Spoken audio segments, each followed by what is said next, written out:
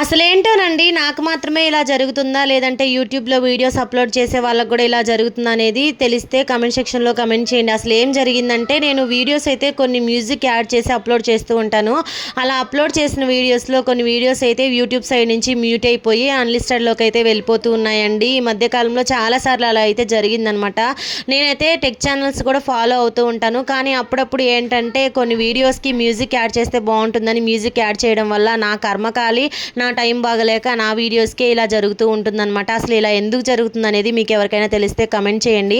చాలామంది only music ఉపయోగించి videos అయితే షార్ట్ వీడియోస్ అప్‌లోడ్ చేస్తూ ఉంటారు. మరి వాళ్ళ వీడియోస్ మాత్రము మిలియన్స్‌లో వ్యూస్ అయితే వస్తూ ఉంటాయి. వాళ్ళు ఎలా మేనేజ్ చేస్తారనేది ఎవరికైనా తెలిస్తే కమెంట్ చేయండి. ఇది కూడా లాస్ట్ ఇయర్ అప్‌లోడ్ చేసిన వీడియో మ్యూజిక్ యాడ్ చేసి దేవుడి సాంగ్ అయితే పెట్టాను.